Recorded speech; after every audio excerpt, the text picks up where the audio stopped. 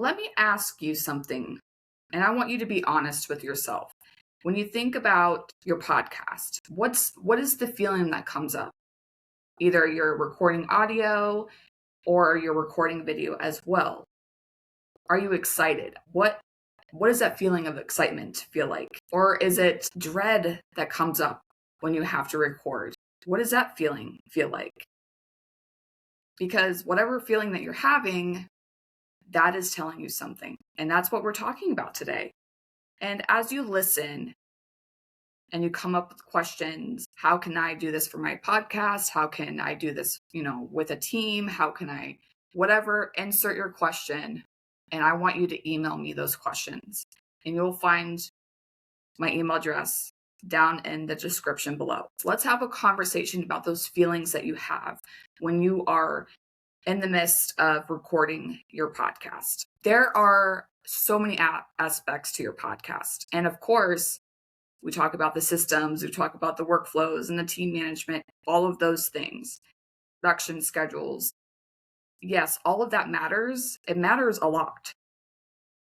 But what I'm noticing is that some podcast hosts have decent systems and still feel like their podcast is stuck. And then there are hosts that use very simple setups who are moving along with clarity and confidence. Like they got it going on. And you are wondering, how is that even possible? The difference here isn't always about the tools. Sometimes it's the story that you're telling yourself about what the podcast is, and is it even worth it? That's your mindset. The way that you are talking to yourself, the way that you show up for yourself, all of those things are going to determine on if you are excited to record your podcast. I know there's so much talk about mindset, and I once believed that this was some outrageous thing, as if, of course I want to record. But why am I feeling this way? It's something that you're thinking and feeling and all of those things. Because how you think about your podcast, it's going to affect the decisions that you make throughout the whole time that you are producing the show. If you see your podcast as a burden, you're going to run it like one. This podcast that you're hosting, and you're going to feel like it's a never-ending to-do list. You record because you feel like you have to. You post because you said you would. And you just keep doing it. You keep doing it for them. Yes, you should do it for your audience, but there's something inside of you that is making you feel certain ways about your own show. You're not going to invest in the support that you need because it doesn't feel worth it. You don't build the systems because it doesn't feel worth it to you. So you're just doing it because you feel like you have to. You feel like it's just another thing that you have to do for your business. Or if you're just recording your podcast and promoting your podcast for a hobby, you're just doing it because, well, that's what I'm supposed to do. But now you got to kind of take a step back and figure out what it really means. Assumptions. You know what happens when you assume. You know what that means. Because when you make assumptions, that's gonna run your operations. A lot of the operational dysfunction I see in podcasts, it's not a systems problem. It's the assumption problem. Hosts are going to assume they do everything themselves. They assume hiring help is too expensive or too complicated. They assume that their audience isn't paying attention. So the quality of behind the scenes, it doesn't matter. It doesn't matter anymore, right? And those assumptions are going to drive that behavior. They're going to keep you from delegating. They're going to keep you from building. They're going to keep you from showing up the way that you're supposed to, the way that you want to show up. Now, if you have a team, the way that you talk about your podcast sets the standard for your team along with your audience. So if you have a team or building toward one, how you talk about your show is going to shape how everyone around you feels about it, even treats it. If you downplay your show, the people around you are going to downplay it too. They're like, oh, whatever. Like, she's just going to go record her episode today and we'll get to it when we get to it. Because the deadlines are optional and they're going to mirror your energy, and then things are not going to happen the way they're supposed to. You started the show for a reason. You run a business, you started your show because you're trying to market your podcast. If it's a hobby, something that you just want to get out in the world, like, you know that you want to share your message. So you need to decide on like what this driving factor is. Mindset isn't just internal. It's the way that you show up and communicate your expectations, how you run your, how you're going to run your production, and what you're willing to hold the line on. Building it means deciding if it's worth building. I mean, that might sound simple, and I think that's where a lot of us hosts get stuck.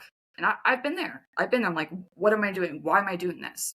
Well, no one's watching, or no one's listening, or no one's paying attention. If you look at the numbers, just because no one's engaging and no one's, emailing you or commenting or whatever, there's numbers, and it tells you people are watching. You have a great topic. And if you have guests, you may have like amazing guests on your show. You have a decent setup for editing, and still you feel like you're not fully committed to the podcast. Commitment isn't just about posting every week or every other week or how often you post without fail. It's about deciding that the show has purpose. Your message, whatever you're saying, matters. It serves real people, and it deserves the same operational investment that it has of any part of your business. When you make that decision, you stop asking if you should build systems, and you start asking how. How do I build these systems to support my show so that I can get it out into the world, and so that people can actually, be surrounded in the audience and consume my content? You stop asking if you should get support, and you start figuring out what kind. That mindset shift comes first, and the operational clarity follows. And if you're wondering, what do you mean? How do I figure this out? Take 20 minutes, take 30 minutes, and write down everything that you do. If you want to delegate something, say, I want to delegate this. Find somebody that can take it on for you. And if you're like, what does that even mean? Again, you can email me with questions. I am so happy to brainstorm ideas with you. I want to be clear right now, because so many things that we do, we don't enjoy every aspect of it. So if you start a business, you might not like bookkeeping. I know I don't like it, but you got to do it. So that comes with podcasting as well. There's probably some aspects of your podcast that you don't love, but you figure out a way to do it because you are willing to put in the effort. You want to show up for your audience. You want to get your message out there. There's a difference between the normal friction of doing hard creative work and deeper resistance that's keeping your podcast small on purpose. If your podcast feels stuck, it's worth pausing and asking, is it the operational side, or is it my belief? Is it in my feelings? How am I feeling showing up day in and day out to show up for my podcast? Because sometimes the workflow is not the issue. Sometimes the issue is that you haven't fully decided your podcast actually deserves a workflow. So when you get into that mindset of knowing that your podcast is worth every ounce of your energy, the next step is to create the workflows, to hire, whatever that looks like for your podcast. I'm going to keep saying it over and over again. Your podcast deserves to be out in the world, and your message should be shared. So I'm so curious of how this is making you feel. How does your podcast make you feel? I don't want you to wake up one morning and say, I don't want to record today because I don't think my show is worth it. And I'm going to tell you again, your show is worth it. I want you to keep doing it. It is challenging. It is hard.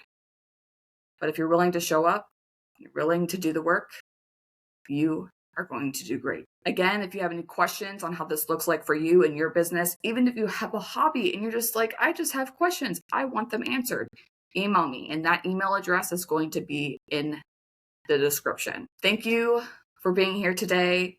I hope that you were able to take away something from this rambling episode, and I will talk to you soon.